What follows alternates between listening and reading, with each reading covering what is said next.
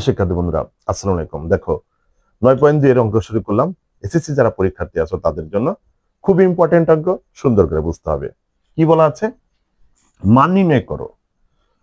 আমাদের টেক্সট বইয়ের 8 নম্বর অঙ্ক বলতেছে 1 minus cot square 60 degree divided by 1 plus cot square 60 ডিগ্রির মান কত? মান নির্ণয় করো।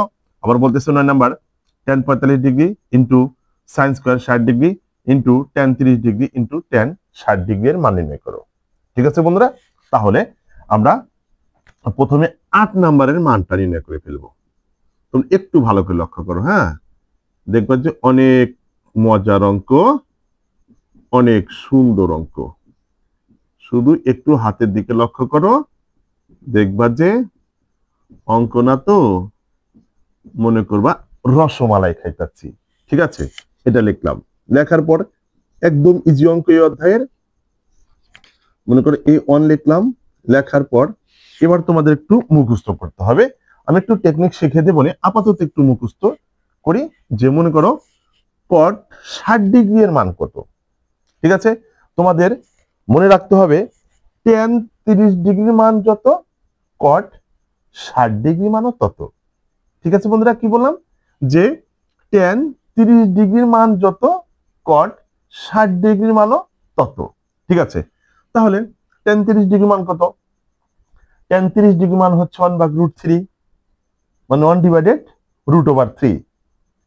তাহলে কট 60 ডিগ্রির মান হবে এই 1 ডিভাইডেড √3। ওকে, এবার স্কোয়ারটা আছে না, এই স্কোয়ারটা সুন্দর করে এরকম ভাবে দিতে হবে। ঠিক আছে, আচ্ছা এইবার এটা নিচেরটা ওই একই ঘটনা, এখানে শুধু মাইনাস, এখানে শুধু প্লাস। ওকে, তাহলে কি করবা? 1 ডিভাইডেড √, এই যে 3 হোল স্কোয়ার। ঠিক আছে, আবার কেউ যদি এমনটা করে যে এইটা মান বসানোর আগে কেউ যদি এরকমটা করিয়ে নেয়, তাহলে করতে পারবে, কোনো অসুবিধা নাই। এই যে এরকম স্কোয়ার হোল স্কোয়ার দেওয়ার পরে মানটা বসানো যাবে। এটা তোমাদের ক্যাপাসিটির উপর ডিপেন্ড করবে। ঠিক আছে, এটাও বসিয়ে দিলাম যে হ্যাঁ এভাবে অঙ্কটা করা যায়। ঠিক আছে, আচ্ছা এটা এবার মুছে দিই। দেখো একটু ভালো করে লক্ষ্য করো, হ্যাঁ অঙ্ক ইজি আছে, জাস্ট একটু লক্ষ্য করতে হবে। অনের উপরে স্কোয়ার আছে, এই স্কোয়ারটা কিন্তু অনের উপরে আছে, আবার এই √3 উপরেও আছে। তাহলে 1 কে যদি স্কোয়ার করি, অর্থাৎ 1 যদি দুইবার গুণ করি 1ই হবে। আর √3 কে যদি স্কোয়ার করো, মনে করো যে বিষয়টা এরকম, স্কোয়ারিং করে দিলাম, তখন এই স্কোয়ারের রুট কেটে শুধু 3টা রয়ে গেল। ঠিক আছে, দিয়ে দিলাম 3, এখানে বুঝিয়ে দিলাম, তোমাদের মনে মজা লাগছে। এইবার এখানে 1 প্লাস 1 ডিভাইডেড এই শুধু 3, এটার মধ্যে কিন্তু। ঠিক আছে বন্ধুরা, এবার একটু ভালো করে লক্ষ্য করো, আমি তোমাদের এই যে একটু এখানে ক্যালকুলেশনটা করে দেব। ওকে, এবার এখানে লসাগু করব। ওকে, তাহলে এই 1 এর নিচে কিছু না, মানে বন্ধুরা কি 1 আছে, আর এই 3, তাহলে 1 আর 3 লসাগু হচ্ছে 3। এবার এই 3 কে যদি এই 1 এর নিচে মনে মনে 1 দ্বারা যদি এই 3 কে যদি ভাগ করি, অর্থাৎ মনে করো এই লসাগুকে উপরে লিখলাম। উপরে লেখার পর এই 1 এর নিচে কত আছে? মনে মনে 1 আছে, ওই 1 দ্বারা যদি 3 কে যদি ভাগ করি, আমাদের এই 3 টিকে থাকবে। এই 3 দ্বারা যদি 1 কে গুণন করো, কি 3 একে 3। ওকে, এই মাইনাস, কি বন্ধুরা একটু ভালো করে লক্ষ্য করো। এবার এই 3 দ্বারা যদি এই 3 কে ভাগ করি, তাহলে পাবো 1। এই 1 দিয়ে আবার এই 1 কে গুণন করতে হয়। ঠিক আছে, আশা করি এই উপরেরটা যদি বুঝতে পারো, নিচেরটা সেই একই কাজ, জাস্ট শুধু কি হবে, মাঝখানে প্লাস হবে। ঠিক আছে, এইবার দেখো, তাহলে এখানে যদি সাবট্রাক্ট করো, 3 থেকে 1 যদি বিয়োগ করো 2 থাকে, আর নিচে 3 থাকবে। এবার 3 এর সাথে যদি 1 যোগ করো 4, এরকমটা থাকে। ওকে, এবার এখানে একটু দাগ কেটে তোমাদের করে দিই, এই উপরেরটা আগে লিখবা 2 ডিভাইডেড 3, আর এই ভাগ চিহ্নের জন্য একটা গুণন চিহ্ন দেবো, আর অমনি এটা উল্টে যাবে। ঠিক আছে বন্ধুরা, একেবারে সেই মজার অঙ্ক। এবার এই 3 কেটে গেল, এই 3 কেটে গেল, এই 2 আর এই 2 দিয়ে 4 কে কাটলাম, দুইবার গেল।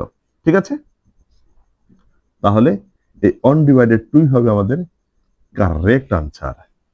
ঠিক আছে বন্ধুরা, আশা করি খুবই সুন্দর করে বুঝতে পারছো। ধরে রাখবা, ইনশাল্লাহ তোমাদের এগুলো কাজে লাগবে, খুব কাজে লাগবে। সংক্ষিপ্তের জন্য কাজে লাগতে পারে। তোমাদের তো এখন মানে প্রশ্নের প্যাটার্নটা একটু চেঞ্জ হয়েছে।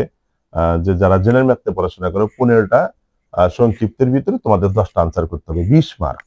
তো এগুলো আমাদের 2 মার্কের জন্য থাকতে পারে। ঠিক আছে, তাহলে একটু কষ্ট করে তোমরা লক্ষ্য করবা, দেখবে যে 2 মার্ক হয়ে গেছে। ওকে, আল্লাহ। প্রিয় শিক্ষার্থী বন্ধুরা, এবার দেখো 9 নম্বরটার আনসার করব। একইভাবে একটু মুখস্থ বিদ্যার মতো রাখবো, তারপরে আমি ক্যাটাগরি একটাবারে প্রথম ভিডিওতে আমি দিয়ে দেবো যে কিভাবে মানটা পেতে হয়। ঠিক আছে, একটা ভিডিও দেবো, ওই ভিডিও তোমরা ভালো করে দেখবা, দেখবা যে হ্যাঁ খুব সহজেই মুখস্থ ছাড়াও পারতেছি। ওকে, তাহলে এটা এবার করে যাই যে 9 নম্বরের মান নির্ণয় করে দেখো। হাতের দিকে লক্ষ্য করবা। tan কত ডিগ্রি আছে? 45 degree. Okay, into sin square 60 degree into tan 30 degree into tan এই 60 ডিগ্রি। ঠিক আছে, একটু এদিকে চলে গেল, মনে কিছু নিয়ে না, হিসাবটা করে দিচ্ছি এইবার। আচ্ছা, তোমাদের এটা মুখস্থ রাখতে হবে। tan 45 ডিগ্রি মান কত? 1। ঠিক আছে বন্ধুরা, এবার tan 60 ডিগ্রি মান কত?